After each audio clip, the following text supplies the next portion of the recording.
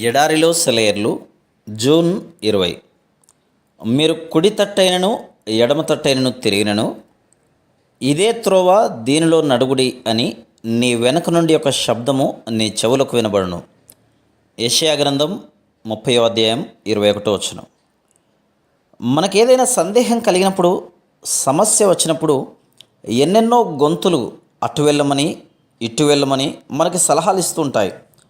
యుక్తాయుక్త విచక్షణ ఒక సలహాను, విశ్వాసం మరో సలహాను ఇచ్చినప్పుడు ఏం చేయాలి?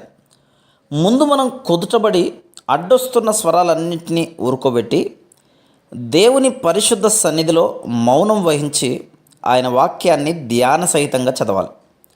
మన ప్రవృత్తిని ఆయన ముఖకాంతిలోకి ఎత్తిపట్టుకోవాలి. దేవుడు ఏ నిర్ణయాన్ని చేస్తాడోనని ఆతృతగా కనిపెట్టాలి. ఎక్కువ ఆలస్యం లేకుండానే నీలో ఒక నిర్దిష్టమైన అభిప్రాయం కలుగుతుంది. దేవుని రహస్య జ్ఞానం నీకు ముందుగానే అర్థమైపోతుంది. కానీ క్రైస్తవుడిగా ఎక్కువ ఆత్మీయ అనుభవం లేని దశల్లో పైన చెప్పిన విధానం మీదనే పూర్తిగా ఆధారపడడం మంచిది కాదు. ఆ అభిప్రాయానికి పరిస్థితులు అనుకూలమైన ధోరణిలో ఉన్నాయో లేదో చూడవచ్చు.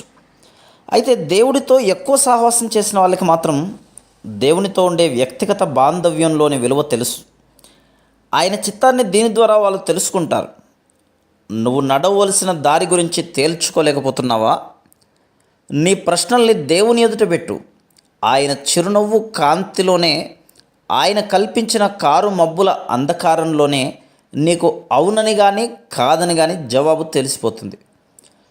ఇహలోకపు వెలుగు నీడలు నిన్నంటని ఏకాంతంలోకి నువ్వు చేరగలిగితే, మానవ జ్ఞానం నీ చెంత చేరలేని చోటికి వెళ్ళిపోగలిగితే, నీ తోటి వాళ్ళంతా వెంటనే ఏదో ఒకటి చేసేయమని గోల పెడుతున్నా నువ్వు మాత్రం మౌనంగా దేవునిపై దృష్టి నిలుపుకొని కనిపెట్టగలిగిన ధైర్యం నీకుంటే దేవుని చిత్తం నీకు తేటగా అర్థమవుతుంది. దేవుని గురించిన ఓ క్రొత్త అవగాహన నీలో పుడుతుంది. ఆయన ప్రవృత్తి గురించి, ప్రేమ నిండిన హృదయం గురించి నీకు ఒక లోతైన అంతర్దృష్టి ఏర్పడుతుంది. దేవుడు ఆజ్ఞనిచ్చాడు, మనసా కదలక నిలబడు. దారి మూసుకుపోయినా జలాలను వేరు చేసేటంత బలమైన ఆయన చేతులు. కదలక నిలబడితేనే తెలుస్తుంది. అసాధ్యాన్ని సాధ్యం చేసేవాడు ఆయన. సహనాన్ని కోల్పోకు. మనసా కదలక నిలబడు. వ్యూహంలో నువ్వు చిక్కుకున్నా నీ మార్గం తెరవగలడు దేవుడు. కదలక నిలబడితే తన చిత్తాన్ని నెరవేరుస్తాడు. నీ చిత్తాన్ని ఆయనలో లీనం చెయ్యి. Praise the lord.